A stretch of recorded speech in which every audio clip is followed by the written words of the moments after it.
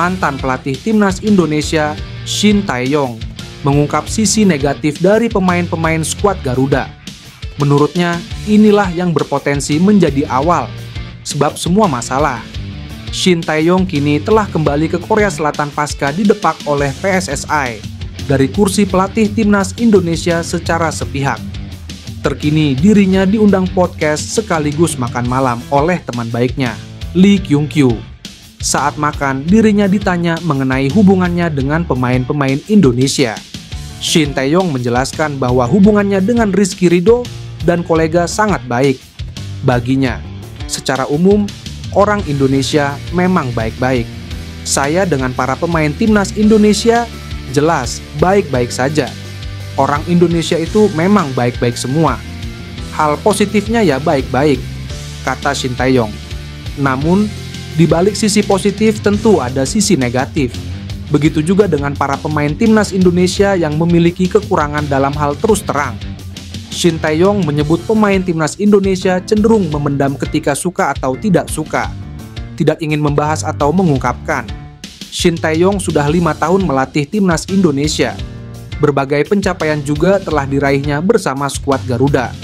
Mulai dari lolos Piala Asia, tembus semifinal Piala Asia U23, hingga ada di urutan ketiga round 3 kualifikasi Piala Dunia 2026 zona Asia. Pemain Belanda Indonesia, Mauro Zijlstra, bertekad untuk segera memperkuat timnas Indonesia. Ia kini menunggu waktu untuk resmi menjadi warga negara Indonesia dan mengenakan jersey timnas dengan kebanggaan Garuda. Zijlstra selalu mengikuti perkembangan timnas Indonesia dan tak pernah melewatkan pertandingan. Terutama, ia selalu menyaksikan penampilan timnas Indonesia di level senior. Baru-baru ini, YouTuber asal Indonesia Yusa Nugraha menyempatkan bertemu Mauro Zijlstra di kota Zaandam.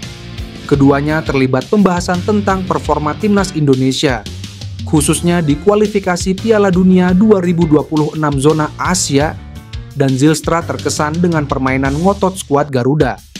Permainan timnas Indonesia tentu saya juga menyaksikannya. Saya senang melihat perjuangan mereka. Pertahanan mereka sudah bagus, dengan komposisi 5 pemain bertahan. Saya pikir mereka sudah punya defender yang cukup bagus sekarang, tutur Mauro Zijlstra. Zijlstra terang-terangan bekerja keras supaya kesempatan membela timnas Indonesia benar-benar datang. Paling tidak, kehadirannya nanti dapat menambal kekurangan timnas Indonesia, yakni pada ketajaman di lini depan yang masih belum maksimal. Mauro Zijlstra masih berusia 20 tahun dan kini sedang berkiprah di klub kasta kedua Belanda, Volendam, untuk tim level U21. Ia terus berkembang di tim yang kental dengan warna oranye itu. Mauro Zijlstra juga pernah masuk tim senior Volendam di kompetisi kasta kedua Belanda, menghadapi FC Eindhoven pada 11 Januari lalu. Kabar baik datang untuk timnas Indonesia dari Jairo Riedewald jelang pertandingan melawan Australia dan Bahrain pada Maret 2025. Dokumen pemain keturunan itu sudah lengkap dan siap untuk menjalani proses naturalisasi. Sebelumnya, Ketua Umum PSSI Erick Thohir sudah menyampaikan bahwa pihaknya membidik Jairo Riedewald untuk bisa membela timnas Indonesia. Proses pengumpulan dokumen saat itu sedang dilakukan. Tidak membutuhkan waktu lama untuk mengumpulkan dokumen itu. Kini, PSSI akan secepat mungkin mengejar proses naturalisasi itu supaya Jairo Riedewald bisa membela timnas Indonesia. Kabar dokumen Jairo Riedewald sudah lengkap disampaikan oleh Yusa Nugraha dalam akun YouTube-nya. Yusa Nugraha yakin proses naturalisasi Jairo Riedewald bisa cepat. Untuk saat ini, Jairo Riedewald tinggal datang ke Indonesia untuk pemeriksaan medis dan sepakat membela timnas Indonesia. Timnas Indonesia baru saja merilis jersey sebelum bertanding alias pre-match. Desain tersebut banyak dipuji netizen tanah air. Jersey pre-match tersebut berwarna merah dan dihiasi motif lingkaran berwarna hitam. Tak lupa, ada logo Garuda yang menjeng di bagian dada.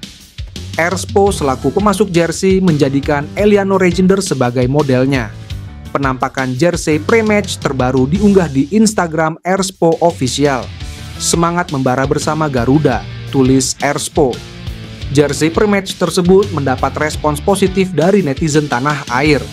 Sebelumnya, Erspo sudah merilis jersey kandang timnas Indonesia Kamis. Sementara jersey away Garuda rencananya akan diumumkan pekan ini. Ole Romeni akan diambil sumpah warga negara Indonesia pada 8 Februari 2025 mendatang. Hal itu sebagaimana diungkapkan Menteri Hukum Supratman Andi Aktas. Insya Allah tanggal 8 Februari yang akan datang kita akan mengambil sumpah, mudah-mudahan proses di DPR ini cepat bergulir, kata Andi. Selain Ole, kata Andi, ada pemain naturalisasi lainnya yang bakal mengambil sumpah WNI. Hanya saja ia tidak memberikan nama yang pemain tersebut.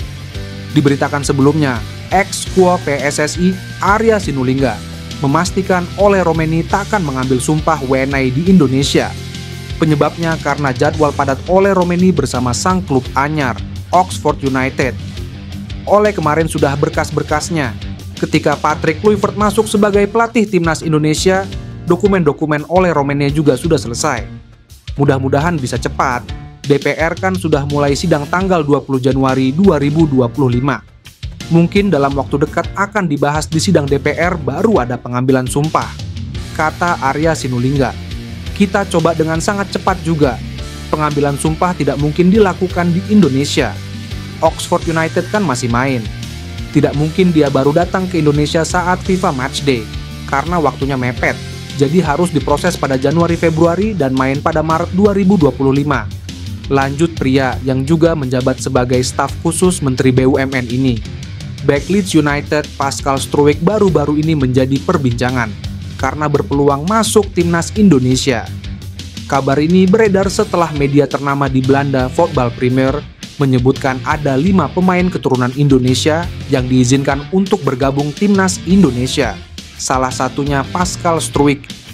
Pascal Struijk diizinkan bermain untuk Indonesia. Dia pemain yang luar biasa, kata host di podcast Football Premier. Dikutip dari Transfermarkt, Pascal Struijk bermain di klub Leeds United di English Football Liga Championship atau Liga Sepak Bola tingkat kedua di Inggris. Dia juga pernah masuk timnas U17 Belanda dengan 3 caps. Nama lengkapnya Pascal Augustus Struijk, lahir di Deurne, Belgia, pada 11 Agustus 1999. Puncak karir Struijk ketika bermain di Leeds United. Sepanjang karirnya di klub, Struijk diturunkan dalam 127 pertandingan, termasuk 5 laga di musim 2024-2025. Ia juga menyumbangkan 10 gol, termasuk 1 gol di musim ini. Ia juga membawa klub meraih juara The Championship pada 2019-2020. Struijk berpeluang menjadi pemain timnas Indonesia maupun Belgia. Pascal Struijk memiliki garis keturunan Indonesia dari kakek nenek pihak ayahnya. Struijk sudah mencatatkan 3 penampilan bersama timnas U17 Belanda pada 2016. Walau memprioritaskan Belgia dan Belanda, peluang Struijk membela Indonesia belum sepenuhnya tertutup, sebab ia belum mendapat panggilan dari kedua negara tersebut. Ia juga belum pernah membela timnas senior Belanda maupun Belgia.